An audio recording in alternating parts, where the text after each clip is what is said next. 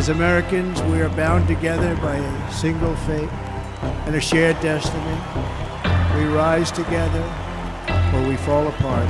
With faith and devotion, I proudly accept your nomination for President of the United States. Thank you. Donald Trump has finally spoken about his assassination attempt at the Republican convention in a highly personalized speech while accepting GOP nomination. This is also the first time that Trump has spoken about the incident when the 78-year-old former president, known best for his aggressive rhetoric, offered a softer and more personal touch to his message about his brush with death.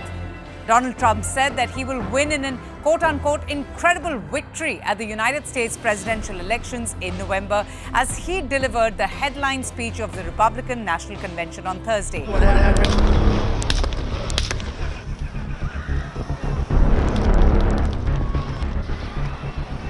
It was Donald Trump's first speech since a 20-year-old Thomas Matthew Crook shot at him, causing an injury to one ear but killing a bystander during the rally last weekend. Once my clenched fist went up, and it was high into the air. You've all seen that. The crowd realized I was okay and roared with pride for our country like no crowd I have ever heard before. Never heard anything like it. For the rest of my life, I will be grateful for the love shown by that giant audience of patriots that stood bravely on that fateful evening in Pennsylvania. Donald Trump took the stage amid chants of USA from the crowds. And before the former president's speech, there were some interesting acts, including a shirt-ripping act by famed US professional wrestling icon Hulk Hogan, whose speech created quite the buzz.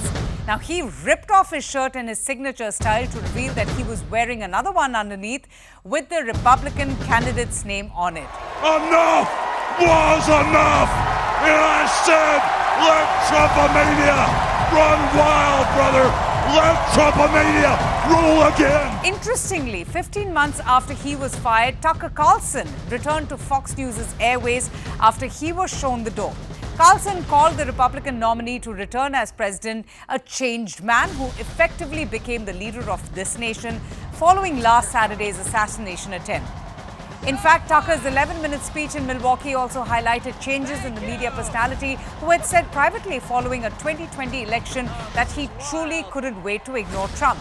However, all of that seemed to be a thing of the past when the former Fox News host, who is firmly a part of Donald Trump's inner circle, appeared to have enjoyed his return to the limelight. When he stood up after being shot in the face, bloodied, and put his hand up, I thought at that moment, that was a transformation. This was no longer a man.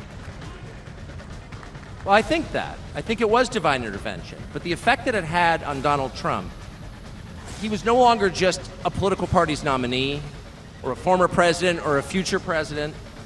This was the leader of a nation. Donald Trump opened his speech with a message of unity before switching tone and covering familiar territory, including economy, immigration, and crime. Amid loud cheers, he accepted the nomination for his party for the third time and pressed upon the importance of unity and the need to mend the rifts that has apparently divided the United States history. He made no direct mention of Democratic rivals President Joe Biden or Vice President Kamala Harris, referring only generally to their administration. The speech also avoided any direct reference to his more controversial governing plans and some of his favorite topics, including the 2020 elections, the deep state, or for that matter, the Jan 6th attack on Capitol Hill. Trump, however, added that he would end the immigration crisis by, quote-unquote, closing our border and finishing the wall, most of which I have already built. He generally attempted to continue the overall theme of national unity that kept coming up this week at the party convention, but at several points he did launch sharp and direct attacks on Democrats and their policies. Just like our ancestors, we must now come together, rise above past differences.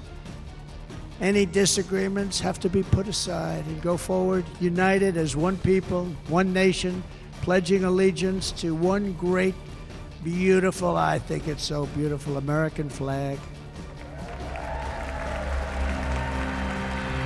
That was the chart that saved my life. I said, look, Donald Trump, the former president of the United States, argued how dangerous criminals were coming from prisons and jails, from mental institutions and asylums, and terrorists at levels never seen before. While discussing the border and immigration issue, Trump said that his administration ended all catch and release. On his assassination attempt, he said, and I quote, "There was blood pouring everywhere, and yet in a certain way, I felt very safe because I had God on my side. If I had not moved my head at the very last instant, the assassin's bullet would have perfectly hit its mark, and I would not be with you tonight." Well, the topic of immigration has taken center stage at the convention, with some participants displaying placards advocating for immediate mass deportation. The call for calm and harmony that opened Trump's speech was temporary. It was short-lived. The former president soon fell back to his usual anti-immigrant rhetoric as his address went on. He referred to the influx of undocumented immigrants as what he called invasion, and accused other countries of treating America like a quote-unquote dumping ground for criminals and insane asylum patients. Trump also referred to former House Speaker Nancy Pelosi as quote-unquote crazy and repeated false claims that Democrats had perpetrated the election fraud in 2020.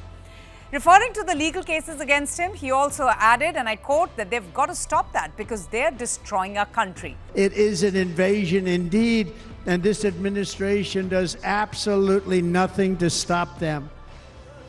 They're coming from prisons, they're coming from jails, they're coming from mental institutions and insane asylums. But we become a dumping ground for the rest of the world, which is laughing at us. They think we're stupid. And they can't believe that they're getting away with what they're getting away with, but they're not going to be getting away with it for long. That's what I can tell you. Trump has received an outpouring of concern and sympathy after the assassination attempt, and Republican officials at the convention sought to build on that goodwill by reframing their nominee as a family man and a concerned citizen. This convention has ended with the usual family gathering on the stage. Trump's sons, Eric and Don Jr., were given high-profile speaking slots, and Don Jr., in fact, was reportedly a key influence over his father's vice presidential pick. Melania Trump, meanwhile, turned up on the final night in a rare public appearance and after a long time. But she did not take to the podium to speak to the US candidates, as wives usually do on such occasions. It was quite a lengthy speech, the longest convention speech in memory, where Trump's focus was on immigrants, blaming them for the crimes in the country, saying, and I quote, that we have become a dumping ground for the world, which is laughing at us and they think we're stupid. The speech ended a 4-day coronation of his candidacy that has showcased the complete control that Donald Trump has over the Republican Party.